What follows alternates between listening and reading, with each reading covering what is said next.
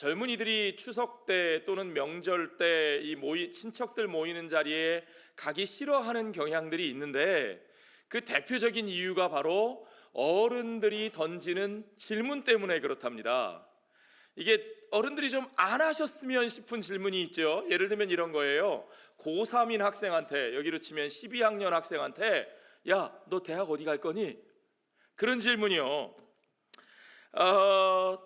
대학생이나 대학 졸업한 친구들한테 너 취직은 언제 할 거니? 또 처녀 총각들한테 결혼했니? 뭐 이런 거. 결혼할 계획이 있니? 언제 할 거니? 결혼을 했으면 아이는 언제 낳을 거니? 저 같은 사람을 보면 뭐라 그러냐면, 살은 언제 뺄 거야? 미국에서는 제가 표준 사이즈인데, 한국만 가면 지금도 그래요. 몇 년 만에 만나시는 분들이 그 뱃살 언제 집어넣을 거예요? 그런 얘기를 어떻게 해요, 그렇죠? 그런데 그런 얘기가 나와요. 그러다 보면 이거 참 힘듭니다. 그래서 이 명절 때 이 친척들 모이는데 일부러 안 가고 혼자 방콕하는 사람들이 아직도 많답니다. 지난 주간에 SNS를 아주 뜨겁게 달궜던 칼럼이 하나 있는데, 서울대학교 김영민 교수님이 쓰신 칼럼이에요. 그 칼럼에 보면 이런 말이 나옵니다. 친척 어른이 너 언제 취직할 거니? 라고 물으면 곧 하겠죠 뭐 라고 얼버무리지 말고, 친척 어른이란 무엇인가? 그렇게 대답하라. 추석 때라서 일부러 물어보는 거란다 라고 하거든, 추석이란 무엇인가? 라고 대답하라. 엄마가 너 대체 결혼할 거니 말 거니? 라고 물으면 결혼이란 무엇인가? 라고 대답하라. 거기에 대해서 엄마가 얘가 미쳤나? 그렇게 말하면 제정신이란 무엇인가? 라고 대답하라. 아버지가 손주라도 한 명 안겨다오 라고 하거든 후손이란 무엇인가? 늙음하게 외로워서 그런 거야 라고 하시거든 외로움이란 무엇인가? 야, 가족끼리 이런 얘기도 못하니? 그러거든 가족이란 무엇인가? 자, 여러분, 이게 어이없이 들릴지도 모르지만 이 굉장히 중요한 얘기입니다. 우리를 불편하게 하는 질문들, 그렇죠? 나의 상황과 나의 성취와 성과에 대한 질문들이 우리를 불편하게 할 때가 많아요.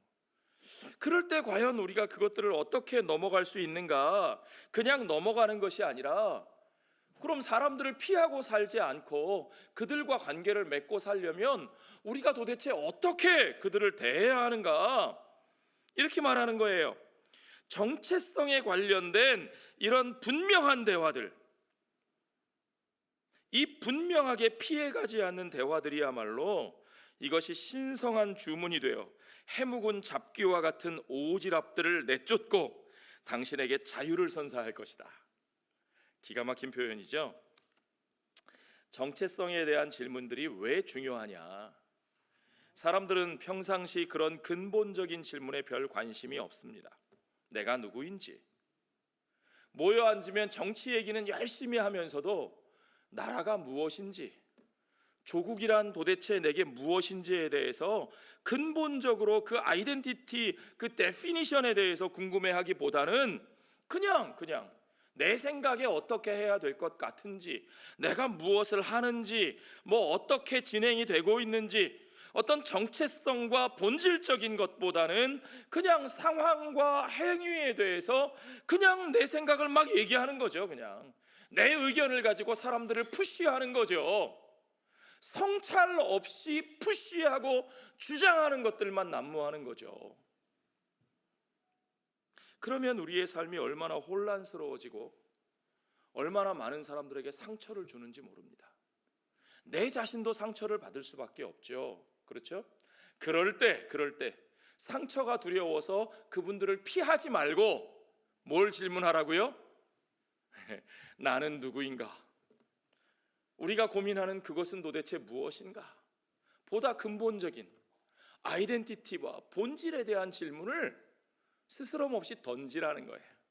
우리 스스로가 그것을 고민하는 데에 주저하지 말라는 겁니다. 굉장히 멋있어요. 이 글을 읽고 저도 그래서 제 자신에게 질문을 던졌어요.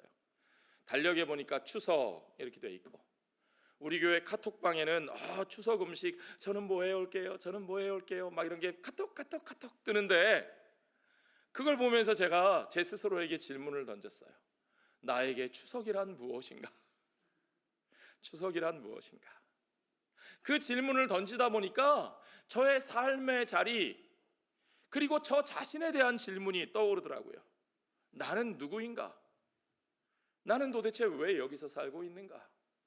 내일 모레 추석이 되면 내 부모와 형제들과 친척들은 예전처럼 또 그 자리에 모여서 대화를 나눌 텐데, 나는 왜 그 자리에 있지 못하고 오늘 여기서 살고 있는가? 그렇죠? 그런 질문들, 그 질문들을 던지니까 거기서 나온 하나의 표현이, 제 자신에 대한 정체성이 거기서 드러나는데, 첫째는 나는 나그네다라는 것이고, 둘째는 그러나 나는 이곳에서도 하나님이 보내신 삶을 살고 있다. 나그네 된 하나님의 백성, 나그네로서 살고 있는 하나님의 백성의 그 정체성 문제를 이 추석에 저는 제 자신에게 되묻지 않을 수 없는 그런 시간들을 가졌습니다. 자, 저는 여러분들이요, 이번 추석에 저와 같은 그런 질문들을 한번 본인 스스로 각자에게 던지셨으면 좋겠습니다. 이것이 성경적이고 이것이 신앙적이에요. 왜냐? 성경에 나오는 절기 중에 여러분, 우리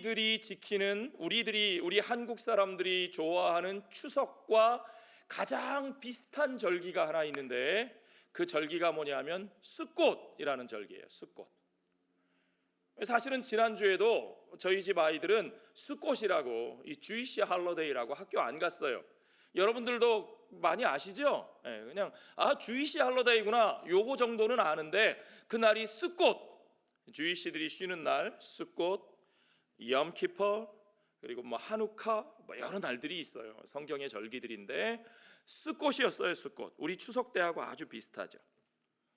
이 수꽃은 성경에 나오는 3대 절기 중에 하나입니다. 하나는 유월절, 패스오버, 다른 말로 무교절이라고도 하죠.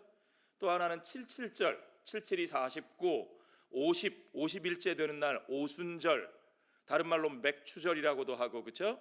오늘날 교회력에서는 성령 강림절이라고 하는 바로 그날, 그리고 가을의 절기, 수학의 절기가 바로 초막절, 그래서 그날을 다른 날로 수장절, 추수해서 이렇게 저장해 두는 날, 또는 장막절, 그렇게 말을 합니다. 이게 아주 우리한테는 너무너무 익숙한 게 뭐냐 하면, 추분 지나고, 오늘이 추분이에요. 가을이 시작되는 날, 오늘이 추분이에요. 내일이 추석이고, 수꽃은 이 추분 절기에 맞추어서 그 달에 추분이 있는 때의 대보름 날이 수꽃이에요. 그러니까 우리 추석하고 아주 비슷하죠. 미국 사람들이 지키는 땡스기빙 데이는요, 사실은 이 성경에 나오는 절기가 아니고 우리 퓨리탄들, 청교도들의 전통을 따라서 11월 셋째 주에 지키는데, 사실은 이게 추수하는 기간하고는 조금 떨어져 있어요. 너무 늦은 감이 있어요. 그런데 이스라엘의 수꽃은 오히려 우리나라의 추석하고 굉장히 비슷한 절기입니다. 근데 왜 이 추수감사절에 해당하는 수꽃을 초막절, 수꽃이라고 할까? 초막절이라는 말이 뭐냐? 이스라엘이 이 절기를 지키는 방법에 있어서 레위기 23장 같은 데 보면, 하나님은 그들에게 이 절기를 지키기 위하여 7일 동안 광야에 나가서 초막을 짓고 지내라고 명령하셔요. 그래서 초막절이에요. 왜 광야에서 초막을 짓고 지내느냐? 하나님께서 이스라엘을 애굽으로 인도하신 후에, 그 애굽에서 인도하신 후에, 불러내신 후에 그 광야의 삶, 그 광야에서 그들이 초막에 거하였던 그 삶을 기억하라는 거죠.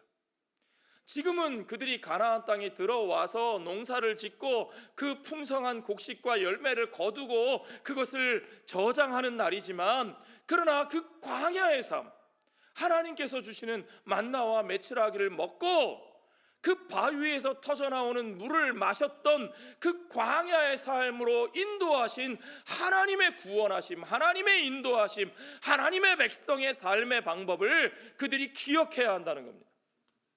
그것이 초막절의 의미예요. 저는 오늘 우리들의 추석날 우리가 바로 이 의미를 되새겨야 한다고 생각합니다. 하나님은 왜 우리를 여기서 살게 하셨을까? 사실은요, 제가 지난주에 해리스버그에서 모이는 젊은이들 집회에 가서 말씀을 전했어요. 젊은이들이 한 30명 정도가 모여가지고 찬양하고 말씀 듣고 또 그 말씀에 대해서 조별로 토론도 하고 Q&A, 질문하고 대답하는 시간도 가지고요. 아주 너무 좋은 시간이었는데 그 집회를 제가 준비하면서 집회를 준비하는 그 팀에게 물어봤어요. 어떤 내용의 강의를 원하십니까? 그랬더니 이분들이 그 참가할 젊은이들에게 서베이를 했어요. 설문조사를 했어요. 당신들이 가장 듣고 싶은 주제가 뭐냐? 고민하고 있는 게 뭐냐? 그랬더니 거기서 나온 제목이 뭐냐? 왜 하나님은 나를 이런 곳으로 보내셨을까? 이런 곳이라는 표현이 조금 와닿죠? 이런 곳. 펜실베니아, 우리가 사는 펜실베니아 저 내륙 한복판에서 거기서 공부하는 학생들이에요. 펜스테이트 학생들이에요. 왜 하나님이 나를 이런 곳으로 보내셨을까 하는 그 질문 속에서는 참 많은 애틋함이 느껴집니다. 얼마나 공부가 힘들어요. 또 집 떠나서, 아직 어린 학생들이 집 떠나서 펜스테이트 가보신 분들도 계시겠지만 학교밖에 아무것도 없어요. 그렇죠? 예. 얼마나 외지고 외롭고 공부가 힘들고 앞날이 불투명하고 앞에 보이는 게 없고, 그러다 보니까 그들이 생각하는 것, 처음에 생각했던 것과 다른 모습들이 자꾸 자기 앞에 펼쳐질 때 왜 하나님은 나를 이런 곳으로 보내셨을까? 내가 지금 여기서 이렇게 사는 것이 맞는가? 그렇다고 공부라도 쭉쭉쭉쭉 성적이 잘 나오고 그러면 좋겠는데 그것도 잘 안 되고 성과가 없고 그럴 때 얼마나 더 고민되겠어요. 왜 하나님은 나를 이런 곳으로 보내셨을까?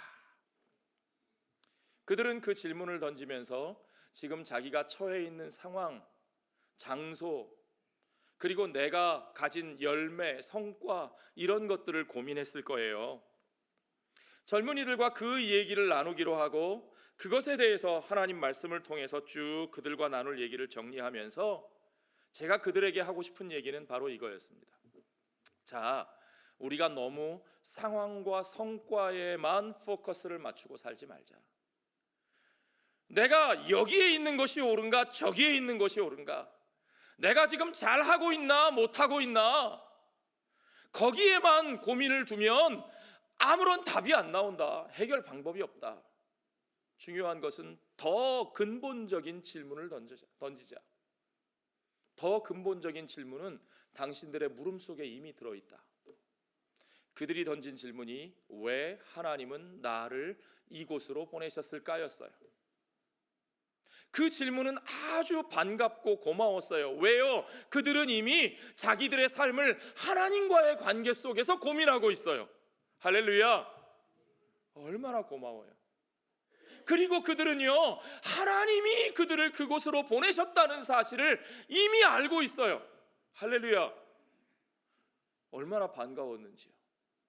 그곳이 내 마음에 들든 들지 않든, 거기서 내가 잘하고 있든 잘 못하고 있든 간에 어쨌든 나의 삶은 하나님과의 관계 속에서 이루어지고 있고, 하나님이 나를 여기로 보내셨다는 그 사실을 알고 나는 하나님의 사람이고 하나님이 나를 보내셨다는 사실을 알고 거기에서부터 우리의 고민을 시작하자는 거예요. 자, 마틴 하이데거라는 철학자가 있는데요, 이 사람의 가장 중요한 책이 자이넌트 짜이트라는 책. 자이는 비동사예요. 존재, 있음에 대한 표현이고, 자이트는 시간이에요. time, being and time. 우리의 존재, 지금 여기 우리가 사는 이 존재에 대해서 우리가 어떻게 이해할 것인가, 바로 그런 얘기인데, 이 하이데거가 말하는 건 뭐냐면, 이제까지 우리의 학문에 대한 모든 관심들이 우리가 연구했던 것의 초점이 너무 어떤 것의 상태, 지금 드러나는 어떤 상태, 거기에만 관심을 가졌다는 거죠. 진짜 우리에게 우리의 삶에 대한 이해를 가지려면 뭐가 필요하냐? 보다 근본적인 존재 자체에 대한 성찰이 필요하다.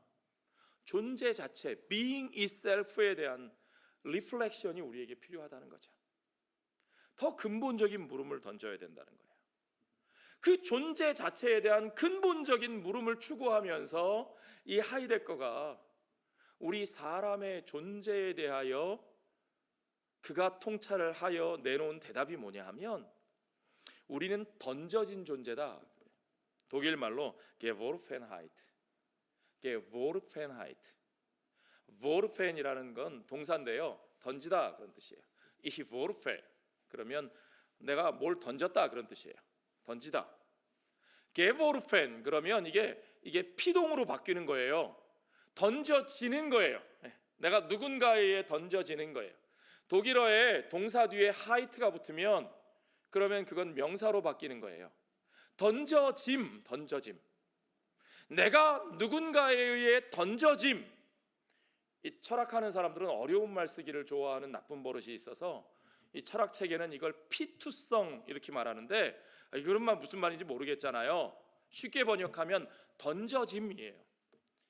내 삶이, 나의 존재가 어떤 존재냐? 나는 내 스스로 내 자신을 여기에 놓고 사는 존재가 아니라, 내 스스로 태어나고 싶어서 태어난 것도 아니고, 내 부모를 내가 선택해서 그 부모 밑에 태어난 것도 아니고, 내가 여기 있고 싶어서 여기 있는 것도 아니고, 누군가에 의해서 던져진 존재로, thrownness, 던져진 존재로 내가 여기 살고 있다는 거죠. 그것이 우리의 존재를 이해하는 아주 중요한 전제라는 겁니다. 자, 여러분, 이 던져짐의 존재에 대해서 한 번 더 생각을 해보면, 저는 이것이야말로 하나님의 백성들의 삶을 가장 잘 드러낸 표현이라는 생각이 듭니다. 하나님의 백성들 생각해 보세요. 하나님의 사람들, 아브라함과 이삭과 야곱의 삶을 생각해 봅시다. 그들은 나그네의 삶으로 던져진 하나님의 백성들이에요.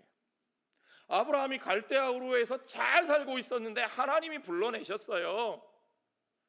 하나님이 불러내셔서 하란에 갔는데 거기서 아버지가 돌아가시고, 그랬더니 하나님은 또 그를 불러내셔서 가나안으로 가라 그러셔서 가나안에 갔더니 기근이 기다리고 있고, 기근을 피해 애굽으로 갔더니 망신을 당하고, 그렇게 떠돌며 나그네로 산 그의 삶이 마지막에 어떻게 되느냐? 자기 아내 사라가 죽을 때에, 세상을 떠날 때에 땅 한 평이 없어서 하나님께서 지시하시는 땅으로 갔는데, 땅을 주겠다 하셔서 그 땅으로 갔는데 아내가 죽을 때 묻을 땅 한 평이 없어서 에브라임 사람들에게, 에브론 사람들에게 막벨라 굴을 돈 주고 사는 모습을 우리가 봅니다. 자기가 죽을 때까지 그의 소유로 된 땅은 그 막벨라 굴 하나밖에 없었어요. 정말 그는 나그네로 살았습니다. 약속의 땅을 바라보고 고향을 떠나왔는데 그는 평생 나그네로 떠돌다가 죽었어요. 무덤 하나 가지고. 그의 아들 이삭은 정착하기 위해서 우물을 팝니다. 물이 없으면 어떻게 정착해요? 우물을 파서 물이 나오면 주위 사람들이 와서 그걸 뺏어갑니다. 토착민들이, 그죠? 토박이들이 와서 뺏어가는 거예요. 뺏기면 또 뺏기는 거예요. 저항도 못합니다. 또 다른 데로 옮겨가고, 거기서 우물을 파고 물이 나오면 또 뺏기고 또 다른 데로 떠나가고, 그렇게 파고 또 파고 옮겨가고, 그것이 이삭의 삶이었어요. 어쩌면 바보 같죠. 그의 아들 야곱이 얼마나 험한 세월을 살았는지요. 여러분 아시죠? 아버지의 집을 떠나 라반의 집으로, 라반의 집에서 또 떠나 자기에게 벼르고 있는 형에게로,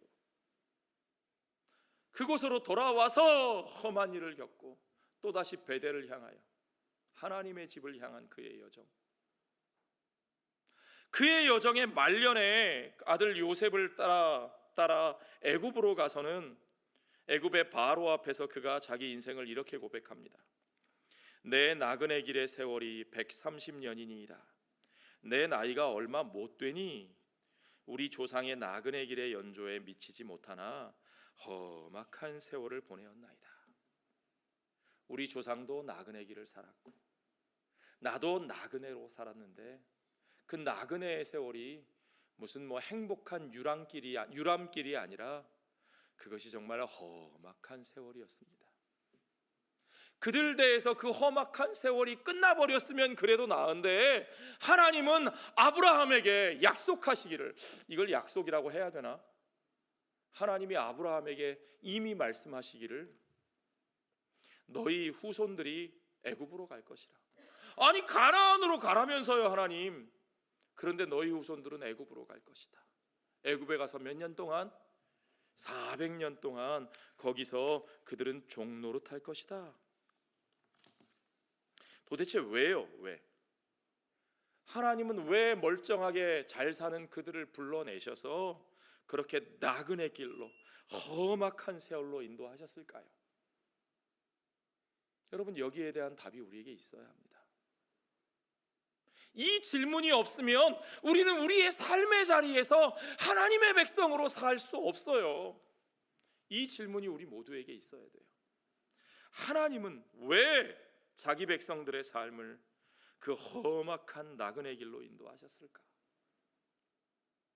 오늘 우리가 읽은 본문 히브리서 11장 13절로 16절의 말씀은 바로 이 질문에 대한 가장 정확한 답을 우리에게 주고 계십니다. 히브리서 11장 13절을 다시 보십시오, 여러분. 이 사람들은 다 믿음을 따라 죽었으며 약속을 받지 못하였으되, 그 약속을 그들이 이룬 것을 보지 못하고 그 땅을 받지 못하고 그렇게 나그네로 살다가 죽었다는 얘기예요. 그저 그것을 멀리서 보고, from a distance. 이거 아주 멋진 표현입니다. From a distance. 그것을 멀리서 보고 환영하며 땅에서는 외국인과 나그네임을 증언하였으니 They were foreigners and strangers, sojourners. 요즘 한참 이슈가 되는 refugees. 그들은 그렇게 외국인과 나그네로 살다가 끝까지 그렇게 살다가 그렇게 죽었습니다. 그것이 믿음의 사람들의 삶이에요. 그들이 이같이 말하는 것은 자기들이 본향 찾는 자임을 나타냅니다. 우리가 왜 그런 삶을 살아야 되느냐? 우리가 왜 그 편안한 곳을 버리고 외국인과 나그네의 삶을 사느냐? 우리는 본향을 찾는 사람들이기 때문에. Seeking for homeland. 여기 디스플레이 되는 본문은 NIV 본문인데 쉽게 번역했어요. They are looking for a country of their own. 그들 자신의 나라를 찾는 사람들이기 때문에. ESV 성경은 조금 더 직역해서 seeking a homeland 그렇게 번역했어요. They are seekers. 그들은 찾는 사람들입니다. 무엇을 찾아요? homeland. 본향을 찾는 사람들입니다. 그런데 그 본향이란 도대체 뭘까요? 그들이 찾는 본향이 뭡니까? 15절에 보니까 그들이 나온 바 본향을 생각하였더라면 돌아갈 기회가 있었으려니와. 나온 바 본향, the country they had left. 그들이 떠나온 그 고향. 우리 장로님 오늘 기도하신 대로 우리가 그 고향을 잊을 수는 없죠. 그 고향이 우리 마음에서 지워질 수는 없죠. 그립지 않을 수는 없죠. 그러나 궁극적으로 우리가 찾는 고향은 그곳이 아니라는 거예요. 우리가 떠나온 그 고향으로 되돌아가는 것이 우리의 목적이 아니라고 제가 이 말씀을 여러 번 드렸죠. 우리의 목적은 그것이 아닙니다. 그들에게는 그럴 기회가 없지 않았어요. 있었어요. 돌아가려고 했으면 얼마든지 돌아갈 수 있었어요. 그러나 그들은 돌아가지 않았습니다. 왜요? 16절에 답이 나오죠. 그들이 이제는 더 나은 본향을 사모하니 곧 어디에 있는 것이라? 하늘에 있는 것이라. 이 우리말 성경은 하늘에 있는 것이라 이렇게 번역했는데 영어 번역이 조금 더 정확한 것 같아요. For a better country, a heavenly one. heavenly one.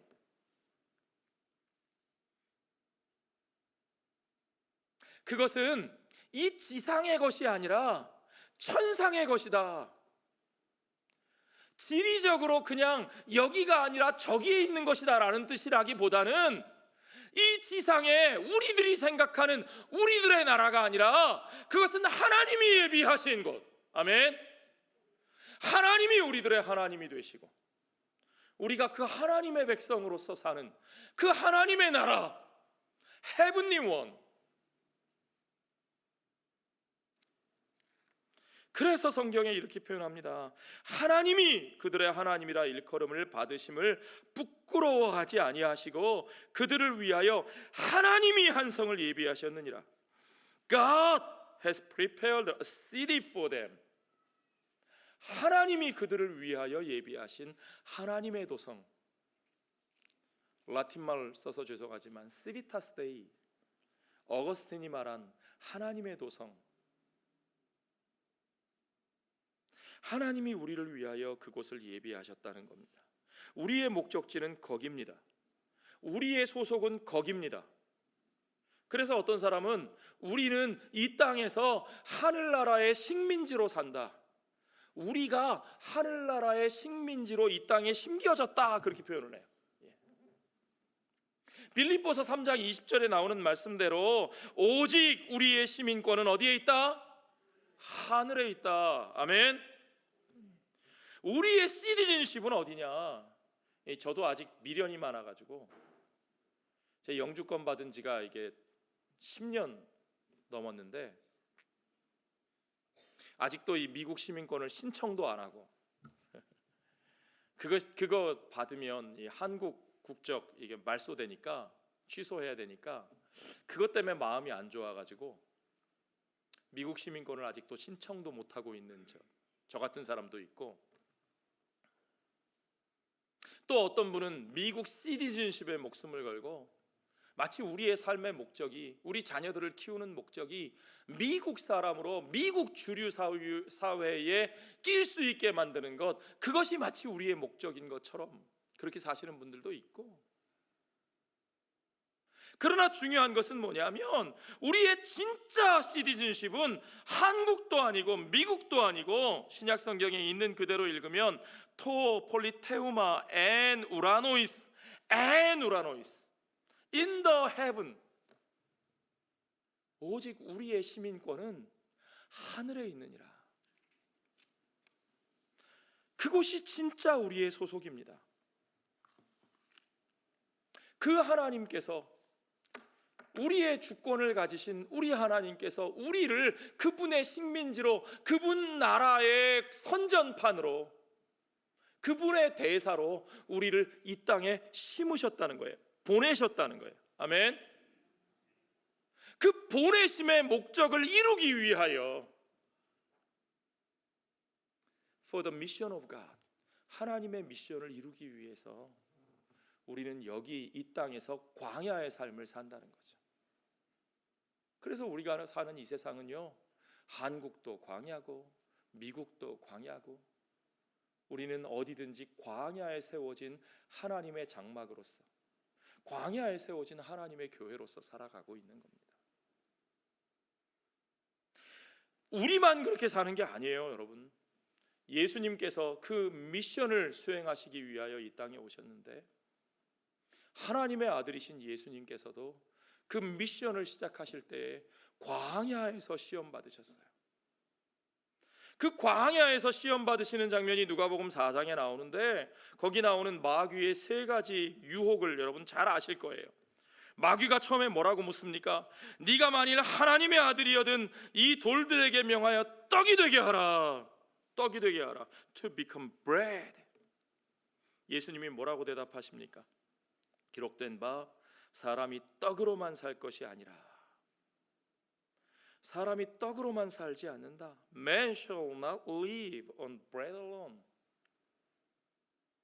우리의 삶은 떡으로만 사는 것이 아니다. 이 말씀이 어디서 나왔을까요? 예수님은 이 말씀을 신명기 6장에서 뽑아 오셨어요. 사실은 8장이군요. 8장. 신명기 8장에 나오는 말씀이에요. 너를 낮추시며 너를 줄이게 하시며 또 너도 알지 못하며 내 조상들도 알지 못하던 만나를 내게 먹이신 것은 사람이 떡으로만 사는 것이 아니요 여호와의 입에서 나오는 모든 말씀으로 사는 줄을 네가 알게 하려 하심이라. 여러분 이거 아세요? 우리가 떡으로만 사는 것이 아니라 돈으로만 사는 것이 아니고 내 입에 떡을 넣어주는 사람이 우리의 생명의 주인이 아니고 오직 우리의 생명의 주인 되신 하나님, 그분이 우리를 먹이시고 입히시고 우리의 삶을 책임지시고 우리를 이끌어가고 계시다는 사실을 여러분 분명히 믿고 계십니까? 예, 우리가 알긴 알죠. 성경에 나오니까. 신약에도 나오고 구약에도 나오고 우리가 숱하게 들었으니까. 그러나 정말로 우리가 그것을 우리의 삶 속에 올바로 적용할 수 있습니까? 그러려면 뭐가 필요하느냐? 광야의 삶이 필요한 거예요. 광야의 삶. 이 말씀은 모세가 하나님의 백성들을 광야에서 그 광야를 겪은 하나님의 백성들이 이제 가나안으로 들어가기 전에 요단강 동쪽 편에서 그들에게 말씀하는 거예요. 하나님이 너희를 낮추시고 이렇게 고생시키신 이유가 뭔 줄 아느냐? 하나님이 먹이시는 것을 너희가 알게 하려 함이라. 광야의 체험이 없으면 우리가 머리로는 알지 몰라도 그것을 우리의 삶에 바로 적용하지 못해요. 마치 여전히 저 돈이 없으면 내가 죽는 것처럼, 저 권세가 없으면 내가 죽는 것처럼,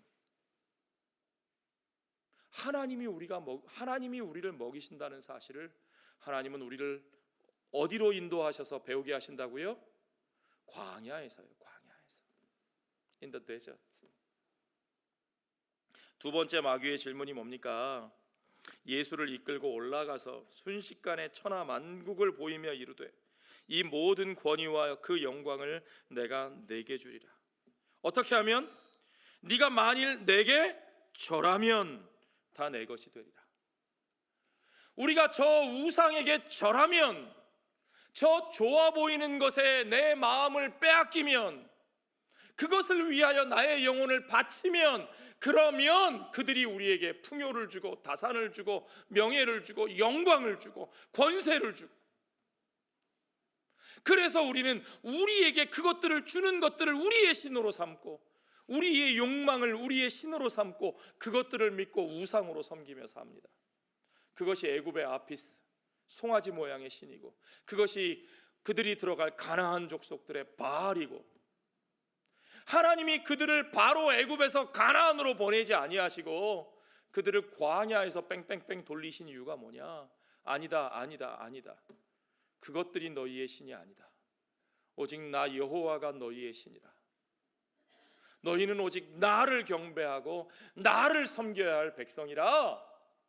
그것을 어디서 배우게 하셨다고요? 광야에서요. 광야에서. 예수께서 대답하여 이르시되 기록된 바 주 너의 하나님께 경배하고 다만 그를 섬기라 하였느니라. 이 말씀도 신명기 6장 12절부터 나오는 말씀이에요. 세 번째 질문. 예루살렘으로 예수님을 데리고 가서 성전 꼭대기에 세웠대요. 성전은 하나님의 임재가 있는 집인데 그 성전 꼭대기에 세웠다는 것은 하나님 머리 꼭대기에 올라앉게 해주겠다 이 얘기예요. 하나님의 머리 꼭대기에 올라앉아서 하나님을 내 마음대로 부리게 할 수 있다는 거예요. 내가 그 성전 꼭대기에서 뛰어내리면 하나님께서 너를 지키실 거야. 천사가 와서 너를 붙들어 줄 거야. 해봐. 그 정도 해줘야 하나님이지. 네가 원하는 거, 네가 필요한 거 해줘야 하나님이지. 우리는 어떻게 삽니까? 우리가 원하는 것을 해줘야 하나님이지, 그러면서 하나님을 마치 내가 원하는 것, 내게 좋은 것이 하나님께도 좋은 것이라고 내 마음대로 정해놓고, 내게 좋은 것, 내가 원하는 것을 이루어 달라고 하나님을 마음대로 주무르면서 딜하면서 그걸 기도랍시고 하고 있지 않습니까? 날마다 거기에 업앤다운 하면서 막 울그락부글락 하면서, 그걸 신앙생활이라고 하고 있지 않습니까? 그건 하나님을 시험하는 일이에요. 중요한 건 내가 하나님을 움직이는 것이 아니라 하나님이 나를 움직이시는 겁니다. 아멘. 하나님이 내 마음대로 해주시는 분이 아니라 내가 하나님의 뜻대로 변화되는 거예요. 그래서 주님이 그에게 말씀하셔요. 주 너의 하나님을 시험하지 말라. 이 말씀이 어디서 나오는 말씀이냐? 역시 신명기 6장에서 모세가 이스라엘 백성들 앞에, 이제 가나안에 들어갈 그들 앞에 너희가 무리바의 일을 기억하라, 너희가 마사의 일을 기억하라, 너희가 하나님을 시험하였던 바로 그 일들을 기억하라. 너희가 하나님을 시험하지 말아라. 너희가 하나님을 마음대로 움직여 너의 욕망을 채우려고 하지 말고 오직 하나님의 뜻대로 그의 율례와 법도를 따라 정직하게 그의 길을 걸어가라.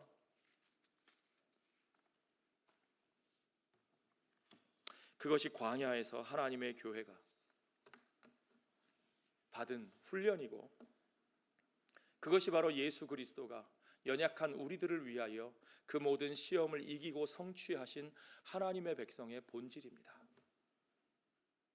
뿐만 아니라 요한계시록은 이제 마지막 때에 그 말세를 걸어가는 교회의 모습을 보여주면서 그 교회도 역시 광야에서 양육받고 있다, 그렇게 말해요.